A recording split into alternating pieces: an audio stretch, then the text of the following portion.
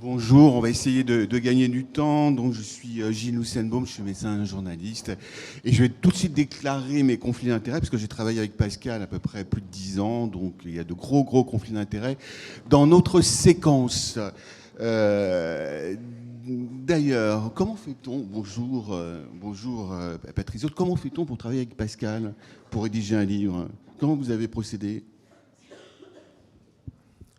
Alors c'est la question la plus facile sans doute que vous allez me poser, parce qu'il se trouve qu'on avait l'habitude de travailler ensemble au sein de la conférence des doyens que Jean Sibilia a présidé et que j'ai présidé après lui, et qu'on a appris à se connaître et qu'on a appris à partager un certain nombre de points de vue. Et au-delà de ça, il y a, je pense, une entente entre deux hommes qui s'est particulièrement bien faite. Et donc ça a été un plaisir réellement et sincèrement que de travailler avec Pascal. Pascal, oui, Pascal Morel. C'est l'arroseur arrosé.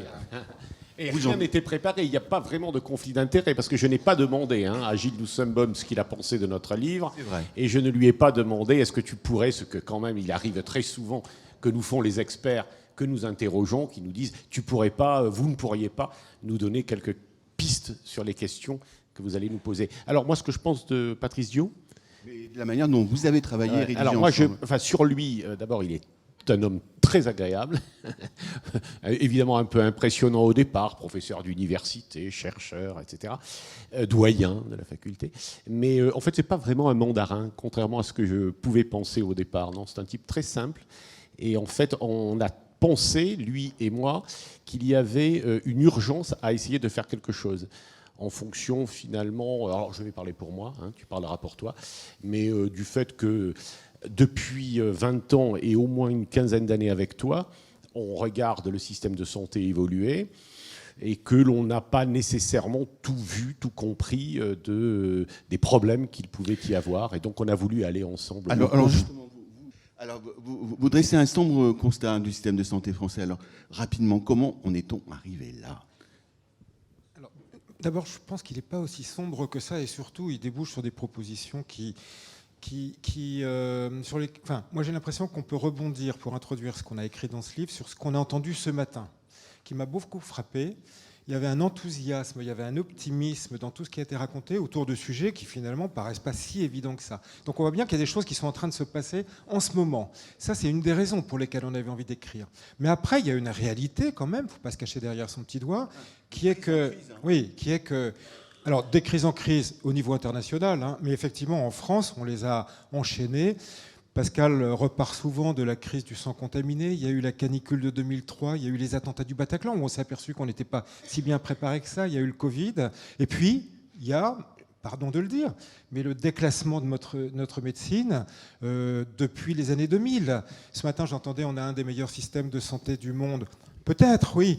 Mais il a quand même perdu des places, par exemple dans le concert de la recherche médicale internationale. Ce qui ne veut pas dire qu'il faut désespérer du tout. Il y a des solutions à apporter, mais on avait besoin de faire ce diagnostic, c'est ça le rôle du médecin, et puis de proposer un traitement, si j'ose dire. Oui, mais par rapport justement à la séquence recherche qui a été présentée tout à l'heure, vous évoquez aussi ce qui a été le traumatisme pour les Français de l'absence de vaccins dans la crise du coronavirus. Oui, alors je pense qu'il y a plusieurs raisons à ça. Ça vaut le coup qu'on y passe deux ou 3 minutes. La première, c'est que dans notre système médical français, et ça a été dit ce matin, le système médical français, comme partout d'ailleurs, repose sur un lien qui est absolument indissociable entre l'offre de soins, l'enseignement et la recherche. C'est indissociable, ça. Et si ça a si bien marché en France, c'est parce que, et ça a aussi été dit ce matin, c'est pour ça que je suis vraiment content d'avoir participé à toute la matinée, à la fin de la Deuxième Guerre mondiale, on a créé un système hospitalo-universitaire qui s'est nourri de ce lien entre formation, soins et recherche. Et puis, depuis quelques dizaines d'années, ce lien a été rompu. Et on a finalement exclut progressivement l'université de ce grand ensemble hospitalo-universitaire. Et on s'est privé de la pluridisciplinarité, de la pluriculturalité qu'apporte l'université dans notre système hospitalo-universitaire. Et puis on s'est aussi privé de l'audace nécessaire pour innover à cause du principe de précaution. Ce matin, c'était extraordinaire d'entendre Isabelle Dimier-Poisson, ma collègue, parler de la façon dont on a réussi à faire bouger les lignes. Au départ, il a fallu qu'elle convainque qu'il fallait mettre de l'argent sur une technologie de rupture. Et ça, c'est le Covid qui nous y a aidés. Donc je pense que quelque chose est en train de se passer et qu'on a écrit de crise en crise, mais que la dernière crise nous a permis de prendre conscience d'un certain nombre de choses et de proposer des solutions. Pascal Morel. Oui, alors, et en plus, pour rebondir sur tout ce qui a été dit, parce que ça a été quand même assez remarquable sur la recherche pour en rester à le sujet que tu nous proposes, il y a quand même un constat, effectivement, qu'on aurait beaucoup pu mieux faire.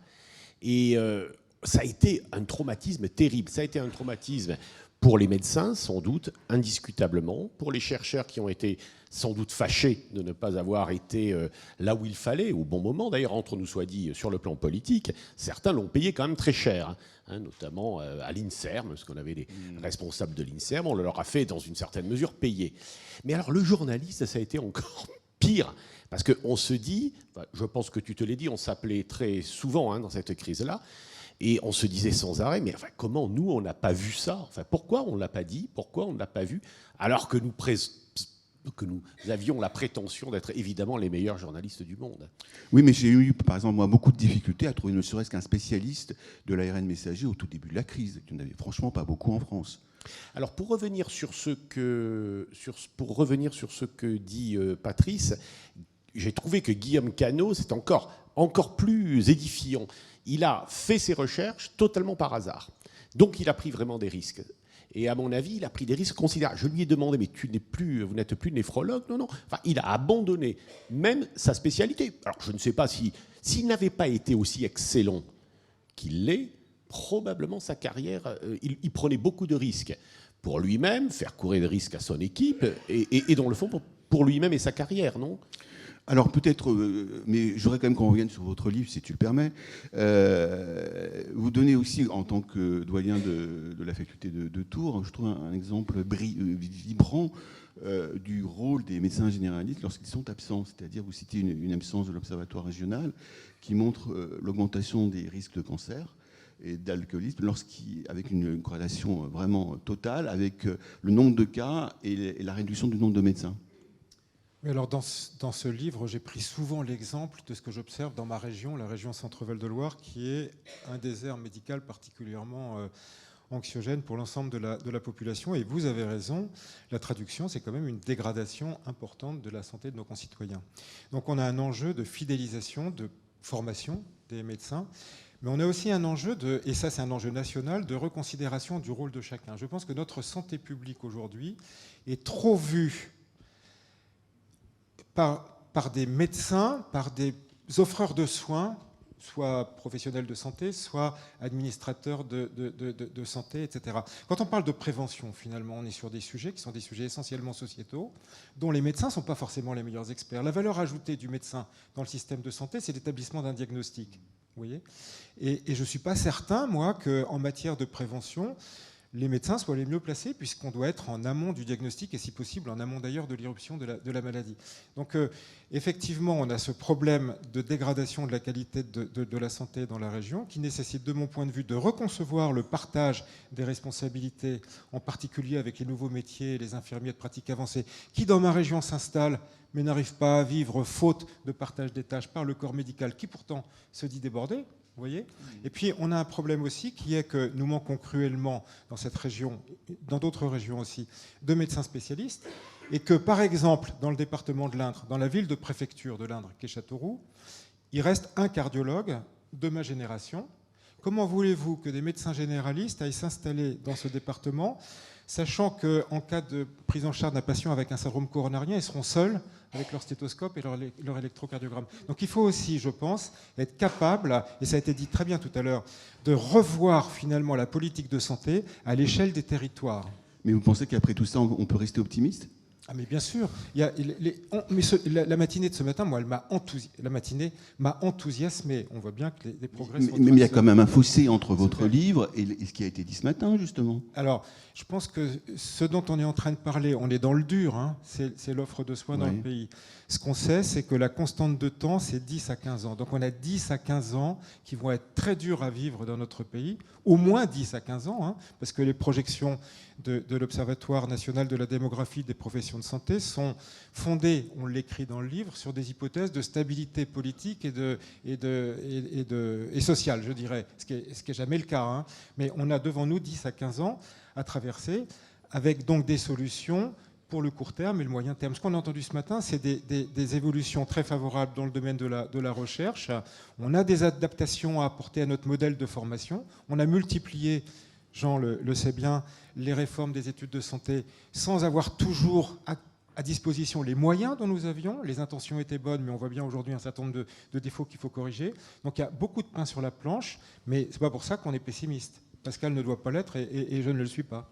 Non, non, pessimiste. D'ailleurs, notre éditeur aurait sans doute aimé que l'on soit encore plus négatif. Ça fait vendre. Pour autant, bon, ce n'était pas notre habitude, mais je crois quand même que les constats que l'on a faits, je reviens sur les crises, elles ont quand même été, dans notre pays, particulièrement violentes, nombreuses et violentes. On peut encore en citer d'autres, hein, allons-y, simplement aux cadavres mal pris en charge ou maltraités aujourd'hui. Alors, il y a des crises diverses, des crises médicales, des crises scientifiques, des crises organisationnelles, des crises de sens, hein, qui sont quand même très fortes. Probablement d'ailleurs plus qu'ailleurs. Donc à partir de là, effectivement, il y a un constat que l'on doit faire, on doit le dire. Pour autant, on met quand même beaucoup de moyens dans le secteur de la santé. Quand on écoute nos chercheurs, nos médecins, c'est pas pour leur être agréable, mais enfin, il y a quand même des intelligences, il y a quand même des formations qui sont longues, etc. Alors peut-être trop longues d'ailleurs, on va en reparler si tu nous interroges. Mais enfin, il n'en reste pas moins que, moi je crois que l'on a une capacité, on réfléchit beaucoup à l'UC2M sur ça, on a une capacité à réagir quand même en France. Notre système qui est lourd, il est quand même, peut-être parce qu'il est ce qu'il est, c'est-à-dire l'État, mais l'État ouvert quand même à aussi des actions privées. On est capable de réagir et on est capable de, peut-être, évidemment, et c'est le but, hein, d'améliorer le fonctionnement. Enfin, on ne peut pas ne pas dire que le fonctionnement était parfait. On ne peut pas, quand même, ne pas dire que nous, journalistes, et les médecins, enfin, les médecins n'ont peut-être pas été si clairs que ça, ni les institutions. C'est quand même incroyable que Raoult a pris plus de place que Mme Quirico ou Dresman ou Weizmann, aujourd'hui, qui ont aujourd'hui le prix Nobel. Et on a retenu ça. Enfin, peut-être qu'il n'y a pas d'autres pays capables de créer Raoult, en fait. Il faut quand même se dire les choses telles quelles. Et ça, nous l'avons vécu, et moi, je l'ai très particulièrement mal vécu, effectivement. Alors, je ne sais pas si je vous ai bien lu, mais j'ai l'impression que vous avez trouvé l'origine du mal. Fantastique. Ce serait le quinquennat de Nicolas Sarkozy avec ses deux lois, la loi sur l'autonomie des universités et la loi HPST qu'on a largement couvert dans la presse médicale. J'ai rien compris ou j'ai trop combien compris? Non, vous avez bien compris, je pense. Non, je pense que c'est surtout la loi sur la LRU, la loi Liberté et Responsabilité des universités, a peut-être des défauts, mais le discours qu'on porte, hein, c'est le recul de l'université dans l'organisation hospitalo-universitaire, effectivement, depuis la loi HPST. Moi, je suis désolé, mais je ne comprends pas pourquoi il a fallu inventer la nécessité d'avoir des vice-présidents recherche dans les CHU, alors qu'un CHU, c'est un centre hospitalier et universitaire. On insiste beaucoup, peut-être trop, j'ai peut-être tort, sur l'importance de la conjonction de coordination. Je dis qu'en français, dans la langue française, les conjonctions de coordination, elles ont un intérêt. Quand on a créé les centres hospitaliers et universitaires, il y avait la conjonction de coordination. L'université est sortie du système, pas complètement, vous allez me dire, mais quand même beaucoup depuis 2009, avec ces vice-présidents recherche qui sont nommés par les directeurs généraux, comme si les universités, via leur faculté de santé ou de médecine, dans les CHU, n'étaient pas là pour assurer la dimension recherche, si vous voulez. Et ça, c'est très inquiétant, c'est très embêtant, parce que ça conduit finalement à isoler la recherche clinique et à l'assécher, à l'appauvrir, à la rétrécir par rapport aux enjeux qui reposent, de mon point de vue, sur des compétences qu'on trouve dans les sciences sociales, dans les sciences de l'ingénieur, en biologie, dans les sciences... Vous voyez, donc, cette pluridisciplinarité, c'était justement l'objectif de cette réforme. Enfin, de la réforme HPST, je pense pas, non. Non, mais je parle de l'RU2D. Oui, mais il se trouve que ces deux lois, finalement, moi j'aurais tendance à considérer qu'elles sont antinomiques et que dans le système qui est le nôtre, le système hospitalo-universitaire, elles font éclater un système symbiotique, pour reprendre l'expression de Jean. Je crois que la fascination que nous pouvons avoir, mais je le dis en observateur et en soignant, ancien soignant que j'ai été, c'est quand même de faire le constat que dans les très grands pays, comme aux États-Unis de recherche ou en Europe du Nord, effectivement, tu m'as convaincu, l'université est quand même très centrale. Et ici, c'est vraiment important, bien entendu aussi, on ne peut pas opposer l'un à l'autre, mais on a donné beaucoup plus de place aux soins et donc à l'immédiateté, c'est-à-dire à répondre à une crise immédiate de mauvais systèmes de soins, ou en tout cas améliorer le système de soins, au détriment de ce qui a été dit ce matin, c'est-à-dire d'une vision plus stratégique, plus globale, peut-être plus de long terme, et qui fait présenter sans doute des risques, effectivement, si ça ne marchait pas. Mais enfin. En vous lisant, on a l'impression que la solution... Oui, excuse-moi. En vous lisant, on a l'impression que la solution, la thérapeutique magique, ce serait la réuniversitarisation. Oui. Est-ce que c'est vraiment cette solution miracle ? Je ne crois pas au miracle, hein, mais en tout cas, remettre l'université, ça me paraît une urgence fondamentale. On n'est pas là pour faire du corporatisme, hein. On représente des doyens, mais c'est quand même extraordinaire que dans les dernières décisions qui ont été prises, on ait finalement aussi retiré l'avis des doyens dans les nominations des chefs des services des centres hospitaliers universitaires. Donc on est vraiment dans une vision offre de soins, Pascal a raison, je crois, il a très bien dit, dans la recherche finalement d'une solution à des besoins de soins qui sont légitimes, et Dieu sait qu'il faut s'en occuper, mais si on se prive de la valeur ajoutée de la formation et de la recherche, eh bien on ne restaurera pas la qualité du soin. Les trois sont indissociables. Encore une fois, ça a très bien été dit ce matin par le directeur général délégué de l'INSERM. Ce que l'on a voulu montrer, au-delà quand même de ce que vit d'ailleurs plus Patrice que moi, c'est quand même de dire qu'au départ, le problème qu'il y a, c'est la place du soignant et du médecin dans la société, et qu'il faut remonter sans doute très haut, c'est-à-dire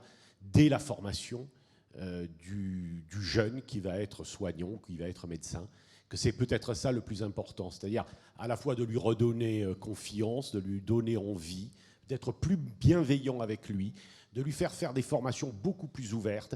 Alors, tu le sais, moi je suis beaucoup ce que fait Sciences Po, par exemple. Je trouve qu'il y a une sacrée différence entre ce que j'ai appris dans les facultés médicales et ce que j'ai appris à Sciences Po. Je ne dis pas que l'un est mieux que l'autre, mais enfin... c'est quand même plus ouvert. On apprend. Vous avez entendu là ce que dit vous partagez ce constat? Oui, je suis. Oui, non, mais moi, je fais aussi mon autocritique dans ce livre, parce que c'est pas comme si j'avais pas joué un rôle au cours des décennies, et en particulier de la dernière décennie où j'ai occupé des fonctions à responsabilité. Donc, le diagnostic qu'on fait, je me l'applique à moi, et je reconnais que, par exemple, quand on a fait la réforme du deuxième cycle des études médicales, qui est une réforme absolument essentielle, qui consiste à théoriquement passer d'un empilement de connaissances à la compétence. À la fin, on rajoute des items de connaissances. On a plus d'items de connaissances qu'au début. Si vous voulez. Donc je pense que là, on a eu tort et qu'il faut qu'on revisite tout ça. Les connaissances médicales doublent en 73 jours. Autrement dit, ce n'est pas la peine de mettre l'accent là-dessus. L'intelligence artificielle nous aidera beaucoup. C'est sur la compétence. Et je pense que là, effectivement, on a des choses à se reprocher à nous-mêmes et qu'on a des progrès à faire.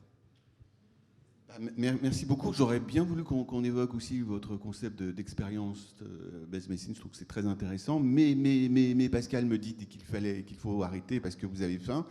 Donc, on va s'arrêter là. Je pense qu'il y a une séquence signature peut-être organisée.